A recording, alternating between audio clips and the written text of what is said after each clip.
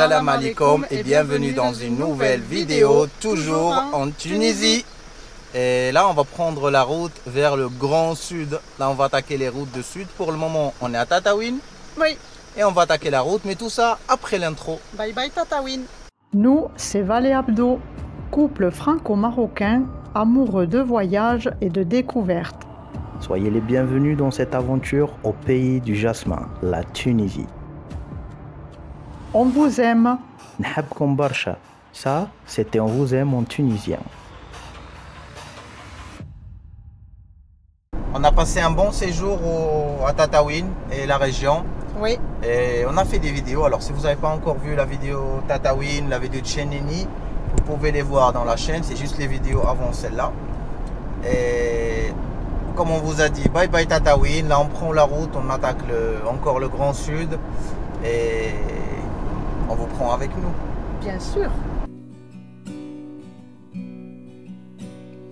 نحلف بعرق البناية ليهبط عالأحجار يذوب اللي رجليهم محفاية واللي تعبوا من المكتوب نحلف بمين البحارة بالشمس والريح والسحاب نحلف بالموجة الغدارة ليلة على حبك منتوب. Normalement on devrait sortir là au péage et on arrive à la sortie du péage, il te dit route coupée, tu peux pas sortir de l'autoroute, pas logique ça quand même. Les surprises du voyage en Tunisie. J'espère que ça va pas être galère comme l'autre route l'autre fois à l'arrivée à Djerba, parce que j'en ai marre de ça. Ça coupe, tu rentres au péage, on n'a pas de ticket là, on ne sait pas comment ça va être réglé quand on veut sortir. Est-ce qu'ils vont nous faire payer cher? Est-ce qu'ils vont faire le payer le plus long de l'autoroute? Là tu veux sortir, tu es obligé d'ajouter 20 km pour sortir. 20. Et revenir 20 km, ça fait 40 parce que là il ne reste que 16, mais on va sortir et on doit revenir encore. On va voir, on va vous dire. Suspense, suspense. Baisse à la police, je ne veux pas encore une minute en plus. On arrive à la sortie d'autoroute. Les Suisses ou des Algériens. J'éteins, il y a la police. On vient d'avoir le contrôle, une dizaine de policiers armés, mais ils étaient super gentils. Ah oui. Contrôle de papier, pas de fouille du véhicule. Ils ont vu les passeports, c'est tout. Ton passeport surtout, ils voulaient même pas voir le mien. Désolé, mais quand on montre le rouge, ouais, ça change. Ça change. Allez, donc maintenant on arrive au péage. On va voir ce qu'on va nous demander. Je fais comme si je filme dehors. Salam alaikum. راني دخلت من عند تطاوين ما فماش ticket.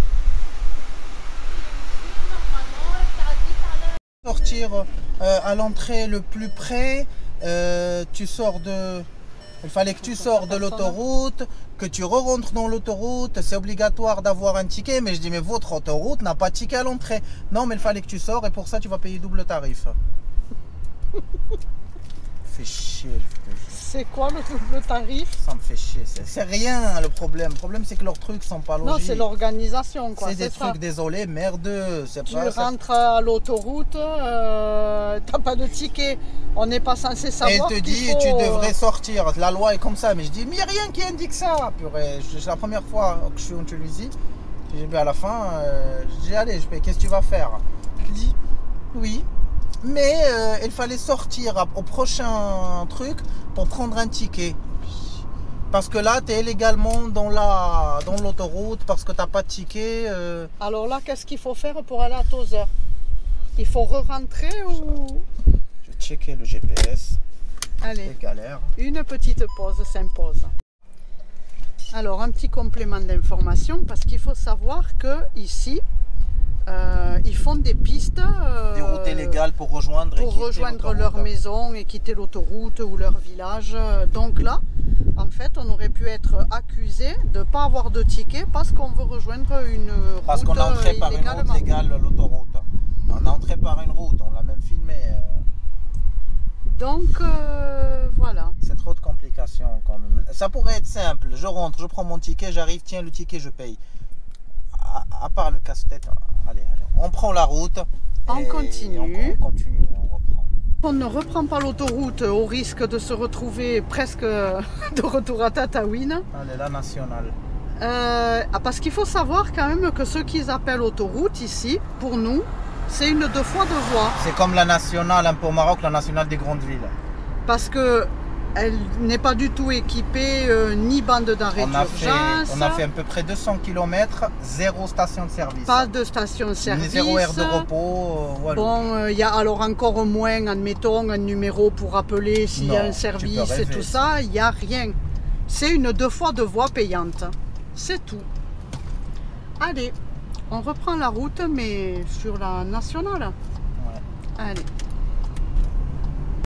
لا لا منمل من صعبك عليا نكتب اسمك بالدم في ايديا ونرجع لك ديما ديما ديما مهما زرعولي الشوك في ثنية مهما الايام حبت تهرب بيا ونرجع لك ديما ديما ديما ونسقي زرعك بدموع عينيا مهما خنتيني انت عزيز عليا ونرجع لك ديما ديما ديما مهما زرعولي. Changement de chauffeur.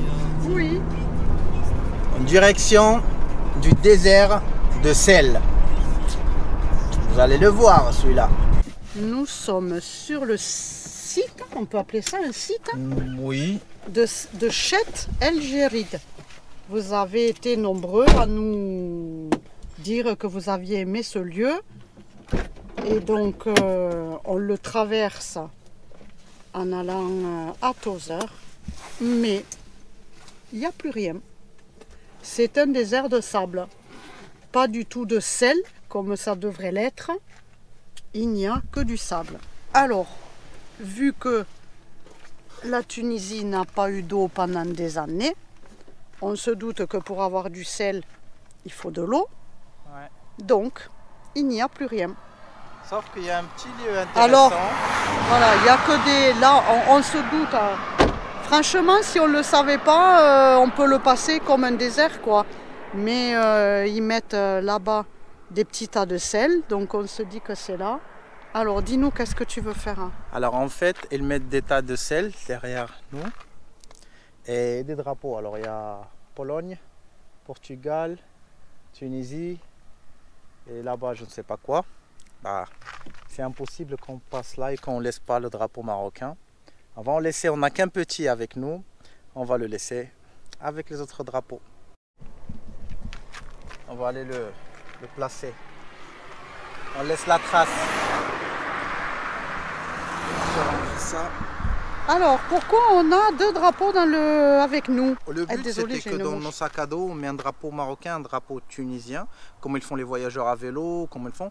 Que tu te fais marquer, ça peut attirer les gens, que ça entame des discussions. C'était un truc comme ça. Et finalement, on ne l'a pas fait. Tu l'as pas senti? Oui. C'est ça. Alors, oui, mais moi déjà à la base, c'est pas un truc que j'avais envie de faire moi-même. Parce que généralement, on essaye plutôt de passer inaperçu. Mais on les avait pris au cas où. Et puis finalement, il ne l'a pas senti. Alors on ne les a pas mis. Et il y a des mouches. Et il y a des mouches. Alors voilà. Prendre un tas de sel. Que je le mouche. Là, ce qui reste du lac, les amis. Hein. Une flaque.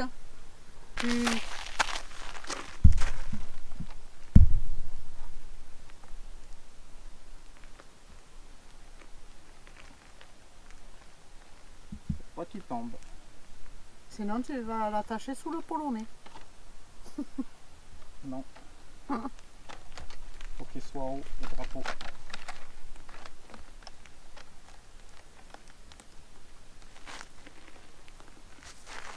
C'est bon, c'est on fait. cuit les amis. J'ai taillé maintenant, c'est pas grave.